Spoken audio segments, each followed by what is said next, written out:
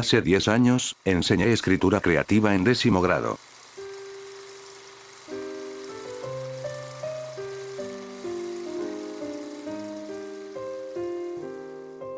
Justo al salir de la universidad, acepté trabajar enseñando en un pueblo pequeño en Wisconsin Central. En mi clase de escritura creativa para los estudiantes de 10º grado, les asigné la redacción de una historia de terror cerca de Halloween. Habíamos estudiado las leyendas urbanas y el folclore, y era el turno de los estudiantes para construir historias propias. Tamaño asignado: de 100 a 1000 palabras. Instrucciones: asustarme. La calidad de las entregas fue la que había anticipado. Eran estudiantes de secundaria, después de todo. Pero una historia destacó a la mitad de la pila de papeles. La tarea escrita por un estudiante llamado Jake. Su narración en primera persona se sentía tan verídica, como si hubiese sido una experiencia de la realidad. Quizá demasiado. Casi como si no lo estuviera inventando, y estuviera relatando algo que le sucedió. Lo hice a un lado, impresionado. La entrega de Kate fue el último papel en la pila. Recuerdo mi experiencia lectora vívidamente. Las gotas de sudor que se acumulaban alrededor de mis sienes, el chasquido del botón de la pluma en mi mano, y una extraña sensación de temor en la cavidad de mi estómago. La coloqué encima de la historia de Jake, y pensé: ¿qué putas voy a hacer? Aún tengo las fotocopias de las historias originales, y me pregunto, con frecuencia, ¿por qué es que las conservo? Pero existe algo en ellas, están tan interconectadas, y poseen una cualidad tan cruda y hermosa. Tengo una afinidad fuerte hacia la escritura interesante de estos estudiantes, y sería una lástima dejar que las llamas de estas historias se extinguieran. Compartiré aquí mismo las piezas de los estudiantes, y los eventos subsecuentes que transpiraron. En verdad disfruto de una buena historia.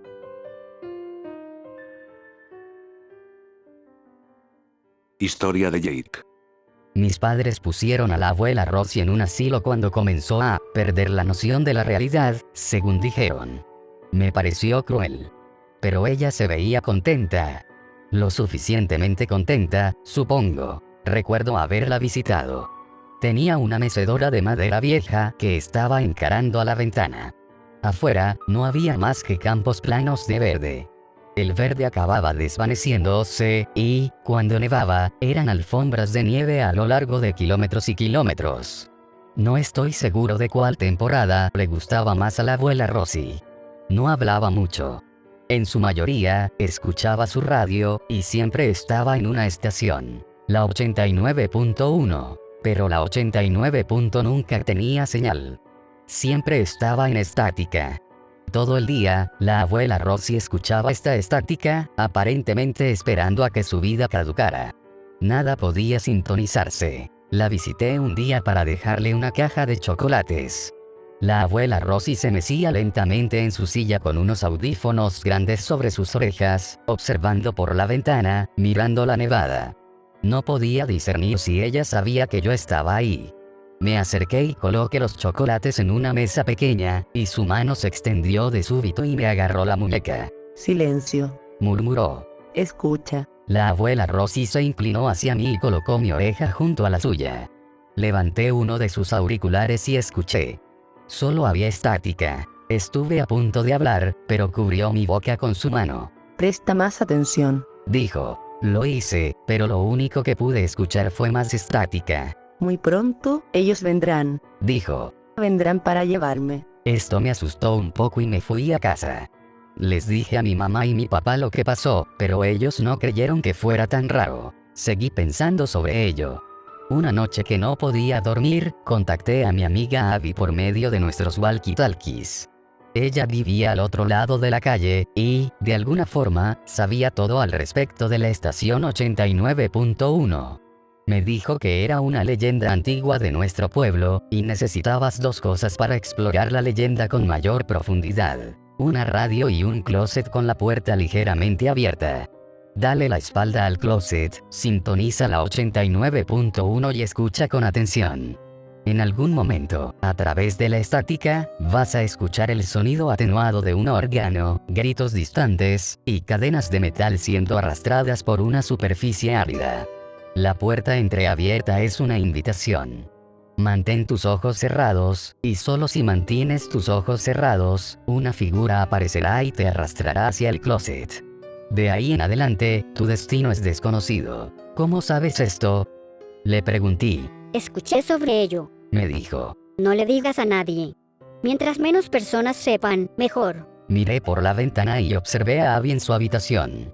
Se llevó su dedo a sus labios. Este es nuestro secreto. Zumbó el walkie-talkie. Durante los días siguientes, continué pensando acerca del ritual y de la abuela Rosie.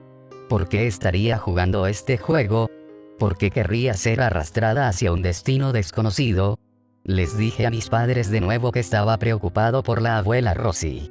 Ellos fueron bastante desdeñosos. Desde que el abuelo murió, creo que ha perdido su voluntad. Dijo mi mamá. Quiere estar con él. Yo quería saber más, así que decidí intentar el juego por mi propia cuenta. Era tarde por la noche, y solo abrí una ranura de la puerta del closet. Encendí la radio en la estación 89.1 y me puse mis audífonos. Escuché la estática y cerré los ojos. Me quedé sentado ahí por mucho tiempo, enfocándome muy atentamente en la estática. Mientras más tiempo pasaba ahí sentado, más se sentía como si la habitación se estuviera encogiendo. Casi como si el espacio se estuviera llenando con algo más, como si no estuviera solo. En mis audífonos, escuché un órgano distante, y escuché los gritos que parecían venir de la lejanía, pero sonaba como si se estuvieran acercando. Luego iniciaron los chillidos del metal, y escuché una voz. Abre los ojos. Salté de mi cama, bastante espantado. Abby se estaba riendo histéricamente a través del walkie-talkie. Miré alrededor de la habitación. Estaba solo. Miré por la ventana y vi a Abby sonriendo y riéndose por lo bajo. Se llevó el walkie-talkie a su boca. Te asusté totalmente. Dijo. No hay nadie ahí. ¿Qué gallina eres? Noté la puerta del closet, y que estaba abierta del todo. La estática de la 89.1 zumbaba desde mis audífonos. Solo estaba bromeando. Sonó el walkie-talkie, pero yo no estaba muy seguro de que fuera una broma. La abuela Rosie murió 2 semanas más tarde mientras dormía. Su hora había llegado. Y yo ya no me metería con las leyendas y supersticiones. La historia de Jade fue la más interesante del montón. Su escritura necesitaba unos ajustes, claro, pero las ideas estaban ahí. Una leyenda misteriosa, caracterizaciones sentimentales y un final ambiguo. En verdad pensé que se había inventado todo el asunto, hasta que leí la entrega de Kate.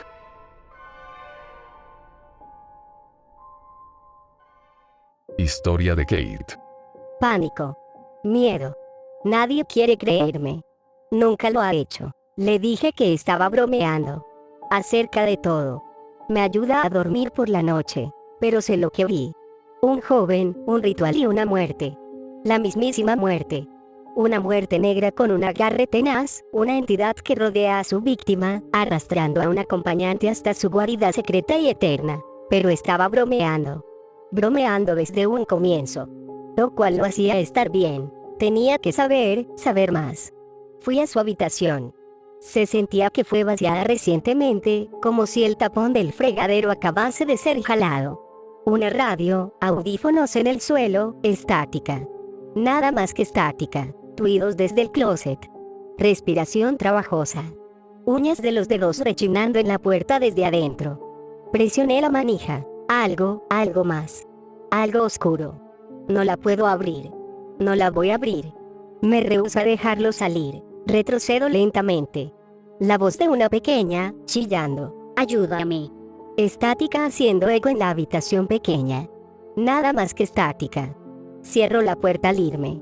No lo dejaré salir. No lo contaré. Nunca lo contaré. Mi historia no existe. Simplemente no está ahí. No es nada más que estática. Aquí tenía 2 historias que aparentemente estaban entrelazadas. La historia de Jade de un folclore más tradicional, y la narración personalizada de Kate que se enfocaba en emociones, arrepentimiento y secretos. Quizá me había estado sumergiendo en leyendas urbanas por mucho tiempo, o quizá había sido la víctima de demasiados ensayos horrorosos de historias de parte de los estudiantes. Pero no me podía sacudir la noción de que esto parecía real. Unos días después de Halloween, retrasé a Kate después de la escuela. Quería saber más, específicamente, si ella era el personaje de Abby en la historia de Jake, y si estaba confesando en su propia pieza que había visitado a la abuela. Saqué el flash ficción de Kate y le pregunté acerca de cómo lo escribió. ¿Cuál fue su inspiración? Se encogió de hombros. Supongo que fue vanguardismo. Solo estaba experimentando con ideas. ¿Le gustó? Asentí. Le dije que fue una pieza interesante. ¿Alguna vez ha escuchado de la estación 89.1? Me preguntó Kate. Comencé a hablar, pero no pude. Salieron algunas palabras, pero fui interrumpido por la risa de Kate. Oh, por Dios, señor Patrick, todo el asunto solo era una broma. Kate me explicó cómo ella había conspirado con Jake para escribir dos perspectivas de la misma historia, parcialmente como un ejercicio de escritura creativa, pero principalmente solo para joderme. Todo el asunto fue inventado. Era una broma de Halloween. Se la creyó completita, señor Patrick. Se rió Kate. Sonreí incómodamente. Fue una buena broma, y sí, me la había creído. Le dije que había disfrutado su trabajo, que continuáramos desarrollando su escritura de vanguardismo y que disfrutara su Halloween. Pero algo no se sentía bien. Me tomé unos tragos con un veterano, un instructor de inglés de 9º grado, yo siendo el profesor primerizo en un pueblo nuevo, y él siendo el mentor viejo y astuto. Le conté acerca de la asignación y de las historias que Jake y Kate presentaron. Él se rió y luego pensó en ello un poco. Eso no parece cuadrar. Comentó. Dijiste que Jake y Kate conspiraron para jugarte una broma. Solían ser uña y mugre en mi clase al comienzo del año escolar, pero dejaron de hablarse durante el otoño. Ya ni siquiera se miraban el uno al otro. Tuvieron algún tipo de riña. Supongo que hicieron las paces. Durante las siguientes semanas, observé a Jake y Kate atentamente, en mi clase y en los pasillos. No se dirigieron la palabra ni una sola vez. Ni siquiera se miraron el uno al otro. Programé una conferencia con Jake y le hice saber lo mucho que había disfrutado su crecimiento como escritor, y le hice saber que me refería al cuento que había escrito para Halloween. Le sonreí maliciosamente y le dije que su broma con Kate me había quemado por completo. Jake sonrió incómodamente. Se la creyó, ¿eh? Dijo. Fue idea de Kate. Él aseguraba que todo había sido inventado. Que no existía ninguna estación 89.1, y que no tenía ninguna abuela que había fallecido en un asilo. Que todos los personajes y situaciones eran ficción en un 100%. Le dije que hizo un buen trabajo y que continuara escribiendo. Aún así, algo no andaba bien. Como si estuviera pasando por alto una parte del acto. ¿Era posible que esos dos estuvieran tan comprometidos en joderme que ni siquiera se hablaban en la escuela? O quizá eran novios y no querían que nadie se diera cuenta, así que actuaban de forma casual en los pasillos y en las clases. Eran chicos de 15 años, después de todo. Continué. Armado con unos cuantos apellidos posibles, gracias, registros escolares, llamé a los asilos en el área. Aclaré que estaba tratando de rastrear a la vieja amiga de mi mamá, Rosie. Cada llamada telefónica seguía el mismo guión. La recepcionista revisaba los archivos y no encontraba nada. No había nadie ahí con ninguno de los apellidos que yo tenía. Exploré el internet y pasé demasiado tiempo en las estanterías de la biblioteca local. No encontré ninguna historia del folclore o leyendas urbanas que hicieran referencia a la estación 89.1. Y cada vez que sentía como que me quería rendir, sacaba mi fotocopia de la historia de Kate. Ella había visitado a la abuela de Jake. Simplemente se sentía demasiado real. Sabía que no era falso. Con un último esfuerzo desesperado, pasé mucho tiempo a solas en mi dormitorio escuchando la estática de la 89.1 con mis ojos cerrados y la puerta ligeramente entreabierta. Sintonizaba la estática y me concentraba profunda y atentamente en el ruido de algún órgano, gritos severos y aquejados en la distancia o chasquidos de cadenas metálicas. A veces, pensaba que estaban ahí, y solo tenía que esforzarme un poco más en enfocarme. Y sentía una presencia en mi habitación que estaba a punto de reptar por mi closet, la niebla oscura estaba esperando para llevarme a rastras. Quería que viniera, porque quería que la historia fuera real. Pero no llegó. Un día, en la escuela, vi a Jake y Kate sonriendo y riéndose en el casillero de Jake. Caminé a un lado de ellos y Kate me guiñó un ojo. Ese fue el factor decisivo. Finalmente sucumbí ante la noción de que había sido engañado. Había terminado. Concluí mi búsqueda de la 89.1. Tomé unos tragos de nuevo con mi colega, muchos tragos, esta vez, y le dije, ebrio, todo lo que había estado haciendo. Mi investigación le pareció ridícula y básicamente obsesiva. Te gustan demasiado las historias. Me dijo. Es casi como si estuvieras tratando de escribir una propia. Solo déjalo ir. Saqué las historias fotocopiadas de mi bolsillo trasero y las presioné en el mostrador, manchándolas con salpicaduras de cerveza. Mi colega levantó la historia de Jake y la vio por primera vez. Le dio una ojeada a la página y se detuvo, helado. Espera. Dijo. Nunca me hablaste acerca de Abby. Me encogí de hombros. Le dije que Abby era Kate. Que todo era parte del juego. Me preguntó. Pensó en voz alta para sí mismo. Me lo contó todo. Hace un año, alrededor de 10 meses antes de que me mudara al pueblo, una alumna de 8º grado llamada Abby había desaparecido. Supuestamente, se había desvanecido de la faz de la tierra. Un minuto estaba a solas en su habitación, y al siguiente minuto se había ido. Algunos conjeturaban que había escapado, pero no había ninguna pista. Tampoco había ninguna evidencia de un crimen. No había ningún miembro familiar o vecino sospechoso. Simplemente se había ido. Leí el trabajo de Kay de nuevo. Mi corazón dio un vuelco. Todo ese tiempo, había asumido que era acerca de ella visitando a la abuela. Pero quizá estaba equivocado. Quizá los chillidos y súplicas que provenían del closet pertenecían a Abby. Kay nunca especificó a quién estaba visitando o en dónde estaba. Leí el cuento una vez más, enfocándome en cada palabra, solo para estar seguro. Y en ese momento, todo cambió. Hablé con los administradores de la escuela, y ellos contactaron a las autoridades. La policía tuvo conversaciones con Jake y Kate. No llegó a nada. No importó que Abby viviera enfrente de la casa de Jake. No importó que tuviéramos palabras en papel. Solo eran historias, dijeron los niños. Solo historias. Ficción total. Jake no tenía ninguna abuela en un asilo, en todo caso. Que se disculpaban si habían asustado a alguien. Eran historias de Halloween, después de todo. De historias bastante ambiguas, encima. Jake incluso se disculpó con lágrimas por haber nombrado a un personaje de ficción con base en una chica desaparecida. No se le había cruzado por la mente. Y ahora yo era el monstruo que había arrastrado a 2 niños inocentes en todo ese lío. El personal docente me repudió y el pueblo me crucificó. Estaba acabado. Abandoné la profesión de enseñanza poco después de eso.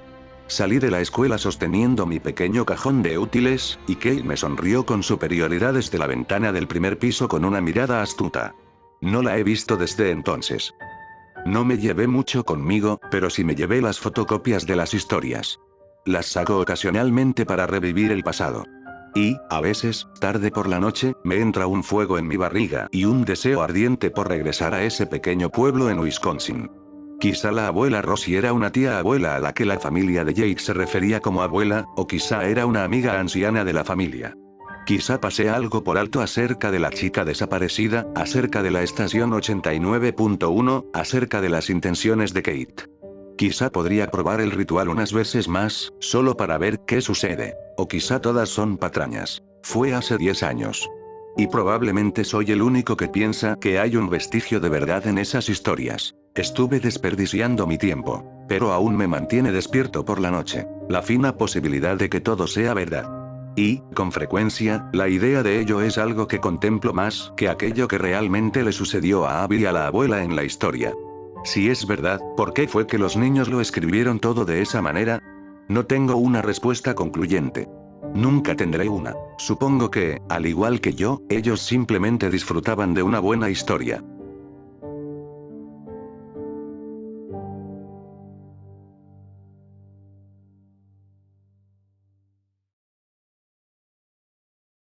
Interferencia.